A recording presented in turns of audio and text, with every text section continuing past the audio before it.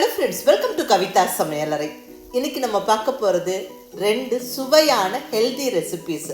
நல்ல ஒரு ஆரோக்கியமான ரெசிபீஸ் 2 பார்க்கலாங்க. ஃபஸ்ட்டாக நம்ம பார்க்க போகிறது அருமையான பீட்ரூட் சட்னி. எல்லா விதமான டிஃபனோடவும் நல்ல பொருத்தமாக இருக்குங்க.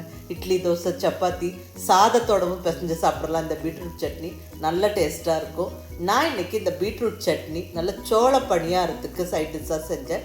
ரொம்ப நல்லா இருந்தது. அந்த சோள பணியாரத்தோட ரெசிபியும் நான் இங்கே இன்க்ளூட் பண்ணியிருக்கிறேன். இந்த 2 ரெசிபிஸும் மிஸ் பண்ணாமல் ட்ரை பண்ணி பாருங்கள். நல்லா ஹெல்த்தியாக சமைச்சோம், டேஸ்டியாக சாப்பிட்டோங்கிற திருப்தி இருக்கும்.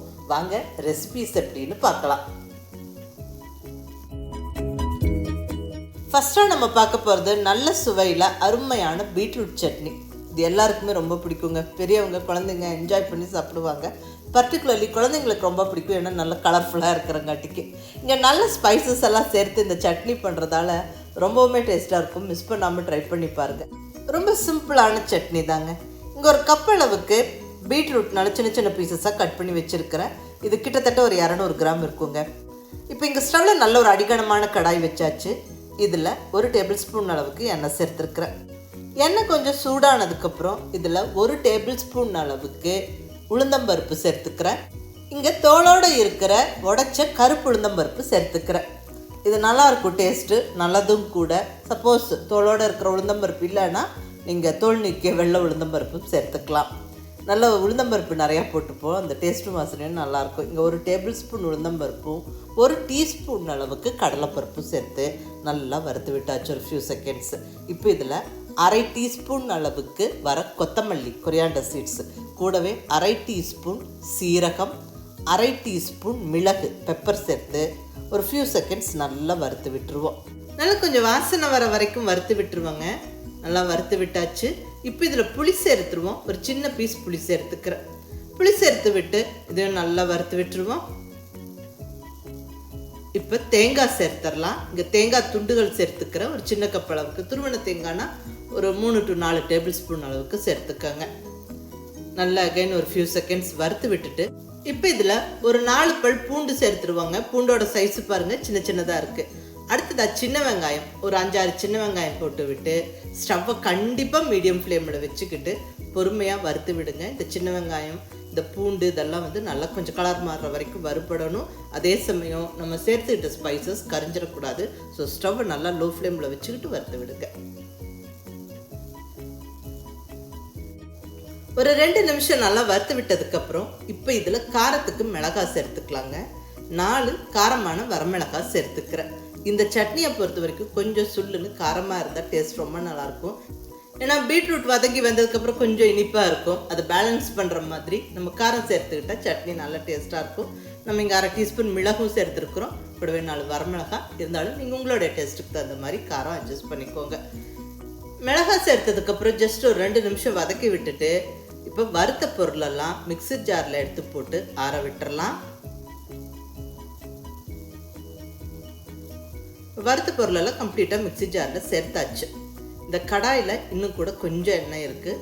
நான் இன்னும் 1 டீஸ்பூன் அளவுக்கு எண்ணெய் சேர்த்துக்கிறேன். இப்போ நம்ம பீட்ரூட்டை வதக்கிடலாங்க.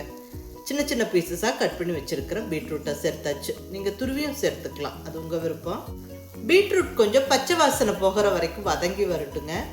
ஸோ ஸ்டவ்வை மீடியம் ஃப்ளேமில் வச்சுக்கிட்டு நல்லா ஒரு 3-4 நிமிஷம் வதக்கி விடுங்க.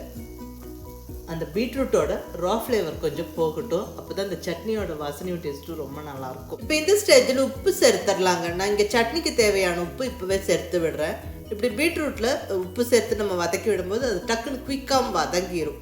ஒரு 2-3 நிமிஷத்துலேயே நல்லா தண்ணி விட்டு வதங்கிடும். ஸோ அதனால் உப்பு சேர்த்து நம்ம குயிக்காக வதக்கி எடுத்துடலாம். அவ்வளோதான், பீட்ரூட் நல்லா வதங்கிடுச்சு. இப்போ ஸ்டவ் ஆஃப் பண்ணி கொஞ்சம் நேரம் ஆற விட்டுறலாம். அந்த டைமில் நம்ம ஏற்கனவே வறுத்து போட்டு வச்ச பொருட்களை கொஞ்சம் பருப்பருன்னு அரைச்சி எடுத்துப்போம். பாருங்கள், இந்த அளவுக்கு நல்லா அரைச்சாச்சு. இப்போ இதில் நம்ம வதக்கி வச்சிருக்கிற பீட்ரூட்டை கம்ப்ளீட்டாக சேர்த்துருவோம். பீட்ரூட் கம்ப்ளீட்டாக சேர்த்தாச்சு. இதில் கொஞ்சம் தண்ணி விட்டு நல்லா சட்னியாக அரைச்சிப்போம். நீங்கள் துவையல் மாதிரி சாதத்தில் பிசைஞ்சு சாப்பிட்ற அரைக்கிறதா இருந்தால் கொஞ்சம் கெட்டியாக அரைச்சிக்கோங்க, தண்ணி கம்மியாக விட்டு. நான் இன்றைக்கி பணியாரத்துக்கு சட்னி செய்கிறேன். ஸோ கொஞ்சம் தண்ணி விட்டு கொஞ்சம் லூஸாக அரைச்சிக்கிட்டேன். இங்கே beetroot chutney almost ready. But தாளிப்பு சேர்க்கும்போது அது நல்ல ஒரு கம்ப்ளீட்டான டேஸ்ட் கொடுக்கும். தாளிப்பு சேர்த்துடலாம். ஸ்டவ்வில் தாளிப்பு கரண்டி வச்சாச்சு. 1 டீஸ்பூன் அளவுக்கு எண்ணெய் சேர்த்து எண்ணெய் சூடானதுக்கப்புறம் 1 டீஸ்பூன் கடுகு, 1/2 டீஸ்பூன் உளுந்தம்பருப்பு சேர்த்து நல்லா பொரிய விட்டுறலாம். கடுகு உளுந்தம்பருப்பு நல்லா பொரிஞ்சதுக்கப்புறம் 1 கொத்து ஃப்ரெஷ்ஷான கருவேப்பிலையை உருவி போட்டு நல்லா பொரிய விட்டுட்டு ஸ்டவ்வை ஆஃப் பண்ணிடலாம். அவ்வளோதாங்க, தாளிப்பு ரெடி ஆயிடுச்சு. இப்போ இதை சட்னியில் சேர்த்துருவோம். அவ்வளோதாங்க, அருமையான சுவையான பீட்ரூட் சட்னி ஜம்முன்னு ரெடி ஆயிடுச்சு. நல்லா பார்க்கவே ரொம்ப கலர்ஃபுல்லாக இருக்கும், டேஸ்ட்டு சூப்பராக இருக்குங்க. மிஸ் பண்ணாமல் ட்ரை பண்ணி பாருங்கள். இந்த பீட்ரூட் சட்னி எல்லாம் செய்யும்போது இந்த சட்னிக்கு வேண்டிய இன்னொரு இட்லி தோசை சேர்த்து சாப்பிடலான்னு தோணும். அந்த அளவுக்கு நல்ல டேஸ்ட்டாக இருக்கும். நான் இன்னைக்கு சோள பணியாரத்துக்கு இந்த ஹெல்த்தியான டேஸ்டியான பீட்ரூட் சட்னி பண்ணினேன். இப்போ சோள பணியாரத்தோட ரெசிப்பியும் எப்படின்னு பார்க்கலாங்க. இதுவும் நல்ல ஒரு அருமையான ரெசிபி, நல்ல ஹெல்த்தியானது. மிஸ் பண்ணாமல் ட்ரை பண்ணி பாருங்கள். ஃபஸ்ட்டாக நம்ம சோள பணியாரத்துக்கு என்ன ரேஷியோவில் நம்ம ஊற வைக்கணும்னு பார்த்துடலாங்க. நான் இங்கே சிகப்பு சோளம் எடுத்துருக்கிறேன்.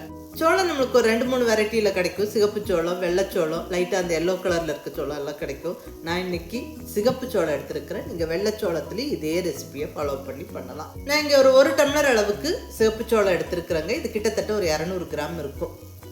இதை ஒரு அகலமான பவுலுக்கு சேர்த்துருவோம். இப்போ இது கூட 1 கப் அளவுக்கு இட்லி அரிசி, இதுவும் 200 கிராம் இட்லி அரிசி சேர்த்தாச்சு. இது கூட 1/2 கப் அளவுக்கு உளுந்தம்பருப்பு, 100 கிராம் உளுந்தம்பருப்பு. இங்கே நம்ம எல்லாமே ஒன்றா தான் ஊற வைக்கிறோம், தனித்தனியாக ஊற வச்சு அரைக்க போகிறதில்ல. அதாவது அரிசி, பருப்பு, அந்த சோளம் எல்லாம் ஒன்றா சேர்த்தாச்சு. இது கூட மிஸ் பண்ணாமல் ஒரு 1/2 டீஸ்பூன் அளவுக்கு வெந்தயமும் சேர்த்துடலாம். இப்போ எல்லாமே சேர்த்தாச்சு. நல்லா தண்ணி விட்டு ஒரு 2-3 தடவை அலசி கழுவிடுவோம். இப்போ கழுவுன அரிசி, சோளம், உளுந்தம்பருப்புல எல்லாம் நல்ல தண்ணி விட்டு ஊற வச்சிடலாம். ஒரு 3-4 மணி நேரம் நல்லா ஊறட்டும். ஊறினதுக்கப்புறம் நல்லா 4 மணி நேரம் நல்லா ஊறின இந்த அரிசி, உளுந்தம்பருப்பு, சோளம் எல்லாம் இப்போ நம்ம மிக்சியிலையும் அரைக்கலாம், கிரைண்டர்லேயும் அரைக்கலாம். அது நம்ம சௌகரியம். நான் இங்கே கிரைண்டரில் சேர்த்து அரைச்சிக்கிறேன். நல்ல தோசை மாவு பக்குவத்துக்கு கொஞ்சம் கொஞ்சமாக தண்ணி விட்டு அரைச்சிக்கோங்க.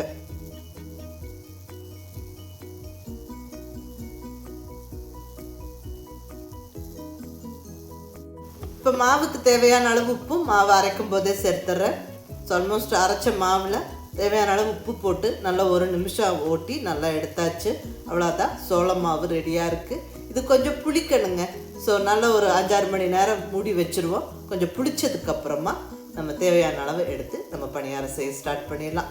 பாருங்கள், நல்ல மாவு புளிச்சிருச்சு. இதில் நம்ம இட்லி, தோசை எல்லாமே பண்ணலாம், பணியாரமும் பண்ணலாம். இங்கே பணியாரம் செய்யறதுக்கு தேவையான அளவு மாவு மட்டுமே எடுத்து ஒரு சின்ன கப்பில் வச்சுக்கிட்டேன். இப்போ இதில் தாளிப்பு சேர்த்துடலாங்க. நல்லா வெங்காயம் எல்லாம் தாளித்து கொட்டி பணியாரம் செய்யும்போது டேஸ்ட் ரொம்ப நல்லாயிருக்கும்.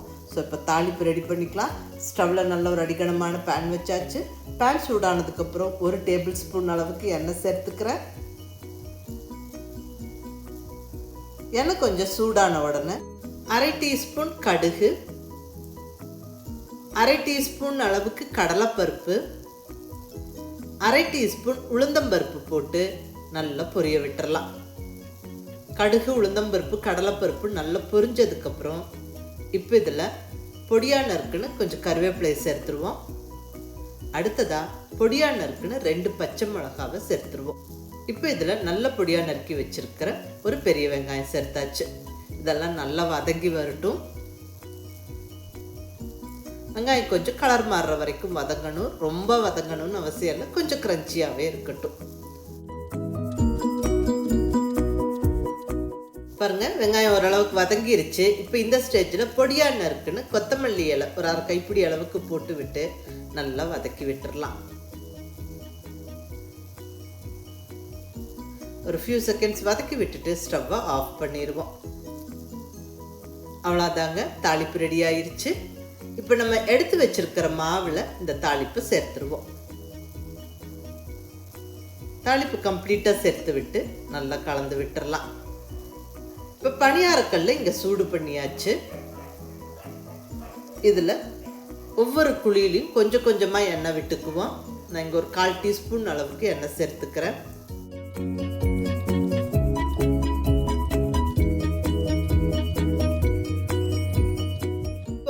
குழியிலையும் அரை கரண்டி அளவுக்கு நம்ம ரெடி பண்ணி வச்சுருக்கிற சோள மாவை சேர்த்து விட்டு நல்லா வேக விட்டுறலாம். ஸ்டவ் மீடியம் ஃப்ளேமில் வச்சுக்கிட்டு நல்லா செவந்து வர வரைக்கும் வேக விடணும். பணியார குழியில் ரொம்ப ஃபுல்லாக நிறச்சி மாவு விடாதீங்க. இந்த மாதிரி ஒரு அரை கரண்டிக்கு மாவு விட்டு நம்ம வேக வைக்கும் போது தான் அதை திருப்பி போடுறதுக்கு நல்லாயிருக்கும். நல்லா செவந்தும் வெந்து வரும். பொறுமையாக நல்ல ஒரு 2-3 நிமிஷம் வேக விட்டுட்டு ஒவ்வொரு பணியாரமாக திருப்பி போட ஸ்டார்ட் பண்ணுங்கள். பாருங்கள், நல்ல பந்து மாதிரி உருண்டு வருது. இப்படி எல்லா குழியிலையும் இருக்கிற பணியாரத்தை திருப்பி போடுங்க. அந்த சைடும் கொஞ்சம் நேரம் நல்லா ஃப்ரை ஆகி வரட்டும். நம்ம இங்கே செஞ்சிட்ருக்கிறது நல்ல சோள பணியாரங்க. நல்லா வாசனை கமகமன்னு இருக்கும். அது அந்த தாளிப்பெல்லாம் சேர்த்தங்காட்டிக்கு டேஸ்ட்டும் ரொம்ப நல்லா இருக்குங்க. நல்லா அந்த சைடும் வேக விட்டுட்டு ஒரு வாட்டி திருப்பி விட்டுட்டு நம்ம கம்ப்ளீட்டாக அந்த பணியாரத்தை வெளியே எடுத்துடலாம். அவ்வளோதாங்க, அருமையான சுவையான சோள பணியாரம் ஜம்முன்னு ரெடி ஆயிடுச்சு. பார்க்கவே ரொம்ப அழகாக இருக்குது பாருங்கள். இது ரொம்ப நல்லாயிருக்கும் சாப்பிட்றதுக்கு. கண்டிப்பாக ஹெல்த்தியானதும் கூட. மிஸ் பண்ணாமல் ட்ரை பண்ணி பாருங்கள். இந்த சோள பணியாரத்துக்கு நம்ம என்ன சட்னி வேணாலும் வைக்கலாம். நான் இன்றைக்கி பீட்ரூட் சட்னி பண்ணினேன். நல்ல ஒரு ஹெல்த்தியான காம்பினேஷன். இந்த சட்னியும் ரொம்ப ஒரு அருமையான ரெசிபி. மிஸ் பண்ணாமல் ட்ரை பண்ணி பாருங்கள். பணியாரத்துக்கு இந்த பீட்ரூட் சட்னி ரொம்ப நல்லா டேஸ்ட்டாக இருக்கும். பணியாரத்துக்கு மட்டும் இல்லைங்க, இட்லி, தோசை, சாதம் எல்லாத்துக்குமே நல்லாயிருக்கும். நல்ல சுட சுட பணியாரம், அதுக்கு இந்த சட்னி செம்ம காம்பினேஷனுங்க. மிஸ் பண்ணாமல் ட்ரை பண்ணி பாருங்கள். கண்டிப்பாக என்ஜாய் பண்ணுவீங்க. செஞ்சு பார்த்துட்டு எப்படி இருந்ததுன்னு உங்கள் ஃபீட்பேக் சொல்லுங்கள். பிடிச்சிருந்தால் லைக் பண்ணி, ஷேர் பண்ணி, கமெண்ட் பண்ணுங்கள். கவிதா சமையலறை சப்ஸ்கிரைப் பண்ணி என்னுடைய மற்ற ரெசிபிஸும் வீடியோஸும் பாருங்கள். Thank you.